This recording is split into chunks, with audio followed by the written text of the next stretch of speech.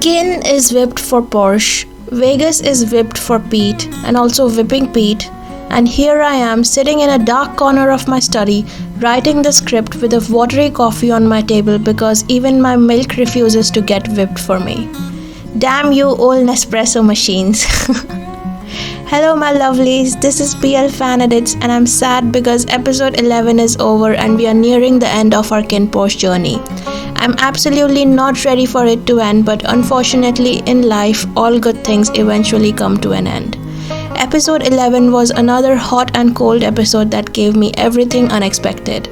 So let's start with episode 11 recap first and then we will move on to the episode 12 spoilers. The episode opens up with Pete receiving a hard punch in the gut by Vegas. First of all, I want to address the elephant in the room and declare all of us as crazy psychos for shipping these two people right here and getting excited when Pete was captured as if it was some kind of twisted romantic beginning. So now that we have established that we are all psychos who need help, we can move on and enjoy the rest of the story this episode because it was too good, too good. Chef's kiss. Mwah. Now I'm so relieved that the screenwriters did not include the essay part of the story because many of us would not be able to enjoy their love story if it started off with something so vile and disgusting. I think this episode established the SM dynamic of this couple really well without the essay. The hitting was also not shown that much and it was quite palatable to me at least. I should say that overall they adapted the whole Vegas Pete storyline quite tastefully in this series. Vegas is examining every inch of Pete's sweaty and beautiful body. When his hand went down there, did he grab Pete's mushroom sausage? Let me know in the comments. Vegas notices Pete's tattoo, which he will be obsessed with as the time goes on. Vegas tells Pete that he doesn't believe in what the tattoo says and then proceeds to grab a handful of Pete's baked buns. As he was doing that, Kinn comes in and slaps Vegas hard across the face. It's sad that Vegas couldn't tell his dad that it was not his plan to hurt Porsche and that Tavan's meddling ruined the whole thing. His dad is just a barbaric monster to Vegas who only thinks of him as a tool that he can use to bring his older brother down. Kinn then proceeds to order Vegas to move to the safe house for the time being and clean up this mess, which meant he asked Vegas to kill Pete. Vegas, however, has no intention of killing Pete because he knows that will make Pete happy. He wants to torture him and break his spirit. So he devises a foolproof plan to make the main family believe that Pete has gone home for the holidays. I love how Vegas's mind works. All his devious plans are usually foolproof and I'm pretty sure if Tavan hadn't messed up his last plan, he would in fact be sitting in the main family's house as the head of the mafia instead of Kinn. In a stark contrast to Vegas Pete scenario, we have the blissful newly married couple Kinn and Porsche enjoying a cuddly sesh after a night of spent desires. Kinn receives a text from Pete that he says that he has gone home for a holiday as his grandma is sick and he is worried. This reminds the stupid boss Kinn that his most trusted bodyguard was missing the whole time. Kinn finds it odd that Pete went away without informing him first or giving him a call. But newly married Porsche, who is in a honeymoon bubble right now, convinces him that Pete indeed must have gone home. Vegas then calls Pete's grandma to add a second layer of protection to his plan of keeping Pete with him without raising Kinn's suspicion. One hand is grabbing Pete's throat while the other hand is calling Pete's grandma. I've never found Vegas hotter than in this moment. Literally swear on my life he's too sexy for this. Pete on the other hand is feeling helpless and crying at this new level of torture Vegas is subjecting him to. Vegas tells Pete's grandma that he's taking Pete on a little holiday and then gives the phone to Pete to talk. As Pete is talking to his grandma on the phone, Vegas is sniffing and kissing him all over his neck and ears. This moment had me so weak that I was down on my knees begging for forgiveness from the Lord because I was feeling things I shouldn't feel. This is why I believe in Vegas Pete supremacy, because the chemistry is so hardcore that even a terrifying scene like this can make your palms go sweaty. Also, if Bible and Bill don't get an award for their acting skills in the next award season, then I'm suing Thailand. Who is with me? Kinn, as predicted by Vegas, rings Pete's grandma to cross-check if Pete was really at home. Grandma Yai says that Pete is indeed at home with her, which finally seals the deal in Kinn and Porsche's mind when it comes to Pete's disappearance, and Pete's file was permanently closed. The cutest and happiest moment of the whole entire episode is here. Kinn calls his dad and elder brother Tanukun to tell them that Porsche won't be working as his bodyguard anymore and that they are in a relationship now. I love that Tanukun and Kunkon are relentlessly cross-questioning Kinn until he finally admits that he loves Porsche. I think everyone in the house already knew about their relationship. They just wanted to hear it from the horse's mouth. Porsche was then called in to verify if Kinn was telling the truth. I love how Arm, Paul and other bodyguards are hyping their friend Porsche and are genuinely so happy in Porsche's happiness.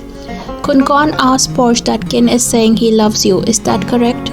Porsche shyly admits that it's correct. Kunkon then accepts their relationship and asks Porsche to live with Kinn as his partner and also bring his brother Che in to live with them. Honestly, I love this for Porsche. After so many years of hardship, failure and raising Che on his own, he deserves to live a life of ease with someone like Kinn who loves him wholeheartedly. I mean, this is an absolute dream of a life and I'm glad Porsche is getting to experience it. No need to bust your balls and live a hard life when you have a sugar daddy mafia husband. The safe house on the other hand is like a haunted villa in the Maldives. Serene but terrifying, with many ungodly things happening inside. In the villa, Daddy Vegas is feeding his two pets, Pete and the hedgehog. Hedgehog, mind you, is hierarchically sitting on top of Pete right now, with Pete being the lowest of the low in the food chain in Vegas's eyes. Vegas serves some grimy looking dog food to Pete in a bowl like an actual animal. Pete rightfully refuses to eat it, which angers Vegas, and he proceeds to drown Pete's face in the food many times. Not gonna lie, I felt suffocated watching this scene and my heart really hurt for Pete. Also, why is the hedgehog resembling Vegas like it's his literal son? The next scene is hilarious. Porsche introduces Kinn to his potential bodyguards, which he has handpicked personally. He's introducing all these misfit people to Kinn like they are the perfect, most suitable candidate for the job. Kinn immediately finds out Porsche's real intention behind doing this and cutely asks him not to be jealous. Kim is looking at the file of the Porsche's parents' deaths, but it looks like someone from the police department has destroyed all the evidence detailing the sequence of events that happened during their deaths. Porsche is swimming in the pool living his best housewife life when little brother Che comes to him and they finally sit and have a heart-to-heart. Porsche explains to Che that he initially took this job to protect Che's future, but he ended up falling for his boss. He also asked Che's permission to take care of both Kinn and Che. Che eventually understands his brother Porsche and gives him a warm hug, making him know that he supports Porsche's decision. At the safe house, Vegas gets another scolding from his dad on the phone and he enters Pete's room in pure anger. I love how Pete is thinking out loud to himself as if Vegas doesn't even exist. It's so adorable and totally on brand for Pete. It's something only a cutie pie like Pete would do. I'm sure Vegas finds it adorable too. Vegas offers Pete a vomit-looking salad which Pete correctly refuses to eat. This angers Vegas, so he removes his leather belt and fiercely beats Pete with it. I think this is the alternative to the essay that Vegas did on Pete in the novel. To be honest, although this is not the ideal scenario, I still much preferred this scene over showing all that on TV. Pete notices that Vegas has left the belt in the room after beating him, so he hurriedly grabs it and manages to open his handcuffs with the belt's pin. Pete frees himself and runs outside, only to realize that he's in the middle of nowhere. Vegas catches him as he was about to jump into the lake, tases him and brings him back to his room. I love how the directors are bringing our blood pressure up to 180 in one scene and then immediately bringing it down to 70 in the next scene. I swear these directors will give us all cardiac problems by the end of the series. The blissful domesticated dream life of our main couple Kinn and Porsche continues, with Porsche blow-drying Kinn's soft and fluffy hair. Kinn is enjoying every single moment of this as he remembers his mother doing the same to him when he was a child. I'm glad Porsche is able to bring out the long-lost child in Kinn. Kinn finally has someone who truly loves to care for him and treat him gently and with so much compassion and understanding. I'm deeply in love with their love. The next morning, Kinn's friends Tay and Time, who I forgot existed in this series, come over to surprise him. As soon as they enter, they are surprised instead looking at Kinn and Porsche sleeping together.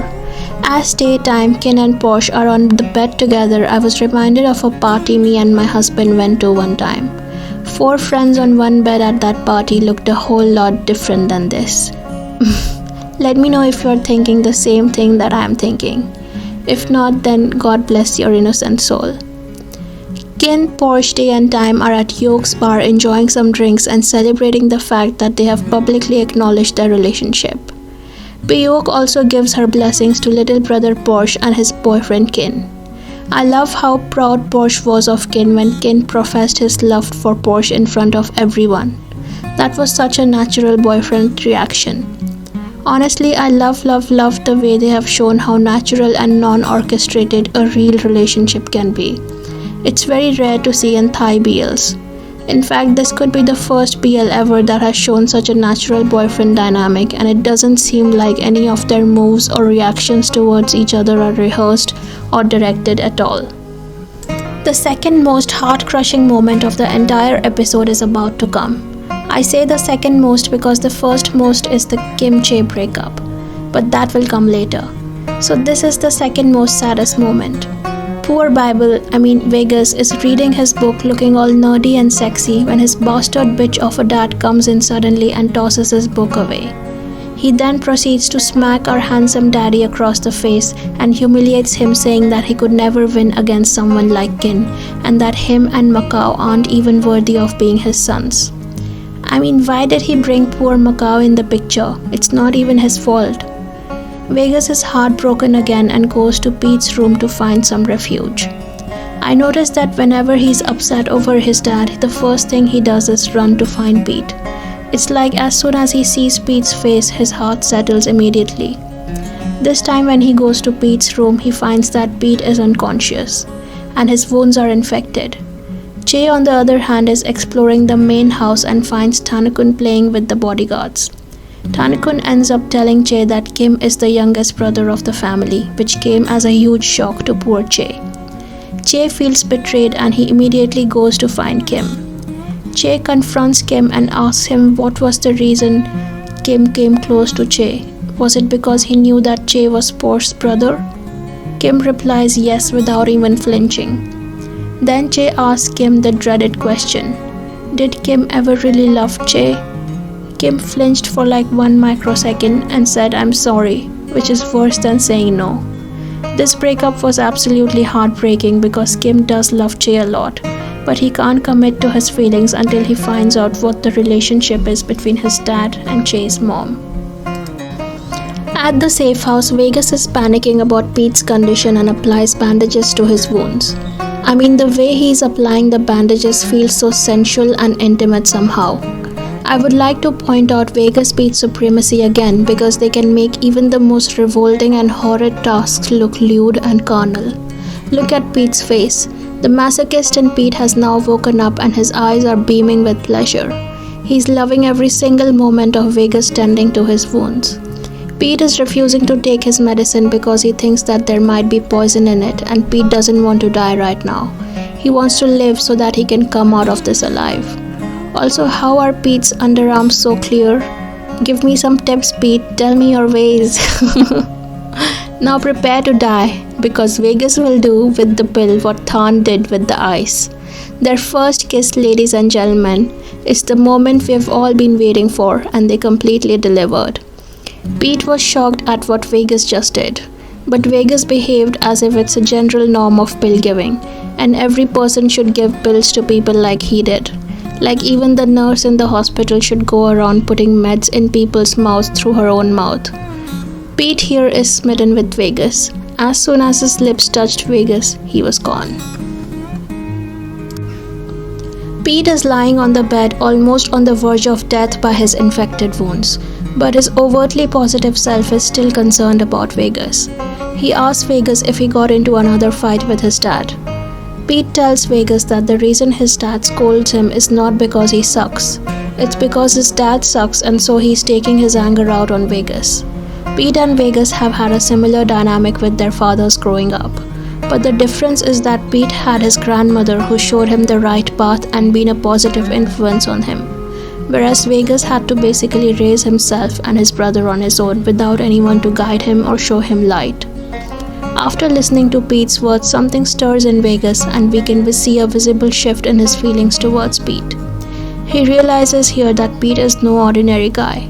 He's someone capable of shaking him up and bringing some solace in his life.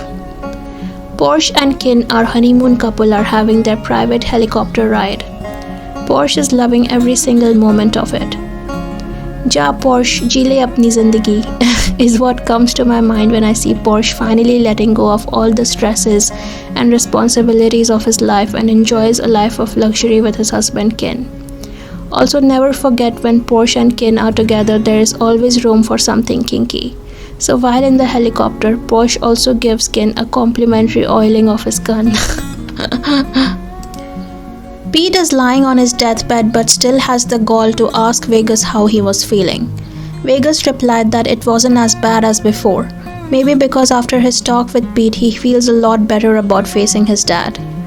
Pete and I could be best friends because even in a condition like this, Pete is concerned about the freshness of his food and has the audacity to ask his tormentor for fresh food instead.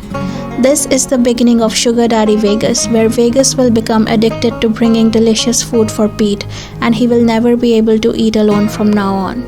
He will always be worried about Pete and if he has eaten. Even later, when Pete goes to the main family's house and points a gun at Vegas, Vegas will still ask him if he has eaten. Vegas brings noodles for Pete and eats one bite in front of him to show Pete that they were not poisoned. Pete enjoying his food heartily makes Vegas so happy that he can't help but chuckle. Also, what is this shift? How is Vegas in his pajamas in front of Pete? I guess Vegas has lowered his walls slightly and he feels comfortable showing his real self to Pete. Kim, on the other hand, is almost at the verge of finding out the truth behind Porsche's parents' death, as the officer in charge of the case reveals that Kim's dad, Kun, paid him to erase all the data about this case. And so this is where the episode ends. As much as I liked this episode, I can't wait to see the next episode because Vegas Pete will have their first time together, as well as Porsche's birthday celebration is about to happen. So bring on the next episode soon. With that said, let's begin with the episode 12 spoilers. As you already know from last video spoilers, Kinn will go out every night, which will make Porsche think that Kinn can't be satisfied with just him and has gone back to his old ways. Porsche will share this insecurity with his friends. His friends will suggest that Porsche needs to change his look up and become more cute instead of macho. So his friends take Porsche shopping in a mall. He buys cute and elegant looking clothes and also gets a haircut in the salon that makes him appear younger and cuter. Porsche and his friends go to Yoke's bar after this, where Kinn is ready with all his friends to surprise him for his birthday. Turns out Kinn went out every night to attend cake making classes and has made a huge cake for Porsche's birthday. Porsche realizes how silly he has been, but Kinn compliments Porsche on his new look and tells him that he looks adorable. We saw in the teaser of the next episode that Vegas tells Pete that whenever he hits him, he sees something in his eyes. Something that resembles pleasure more than pain. Vegas urges Pete to embrace that feeling and let it all come out. I think this is where their first time happens. Vegas sees Pete reaching out for one of his books, so he asks him if he also likes reading books. Pete has not much interest in reading books, but there is nothing to do in the room besides eating and sleeping. So he says dryly that yes, he does like reading books. So Vegas goes and gets some books and gives them to him. As Pete was reading the book, Vegas lies down next to him and falls asleep. After a while, Pete hears Vegas crying in his sleep and calling out for his mother. He's screaming in his sleep for his mother to come back on and not leave him alone in this world. Pete is heartbroken to hear this and he covers Vegas with a blanket. When Vegas is awake, he asks Pete why does he love the main family so much. Why does he love Kinn and Tannekun so much? Pete explains how much the main family has done for his hometown and their people. He is grateful for Kunkon's generosity towards his island and his grandma. It's because of him that he is so carefree and able to provide for his grandma and the island. When his grandma got sick, Kunkon paid for her entire hospital fees. Vegas replies that Kunkon and his own dad are not very different people. It may look like they are doing something for you, but they always have a hidden agenda. Vegas then asks Pete, "Then what do you think about me?" Pete replies, "You have a reason behind everything you do." Vegas boldly says, "I have a reason for everything I do, and I want to do it right now." Vegas was about to kiss Pete when suddenly his stomach growls, indicating that he's hungry. Vegas immediately runs to get him delicious food. Kunkon also has a new wife named Pim who abuses Macau and starves him and generally makes his life hell. Vegas fights his dad over Macau and is upset over how poorly their young stepmother treats Macau and thinks she's the head of the household. His dad ignores him and asks him to suck it up. Vegas is heartbroken over this and confides in Pete about it. Kinn holds a meeting with his underlings to catch the second family red-handed in the act. They devise a plan to catch Kunkon and his misdoings. There is a lot more that could happen in the next episode, like a corpse turning up that looks like it could be Pete, but it's unrecognizable, so the first family holds a funeral for Pete. But looking at how the show is coming along, I don't think there will be a funeral scene in the series. So I will leave the spoilers here for now, and let's see what exciting things unfold in the next episode.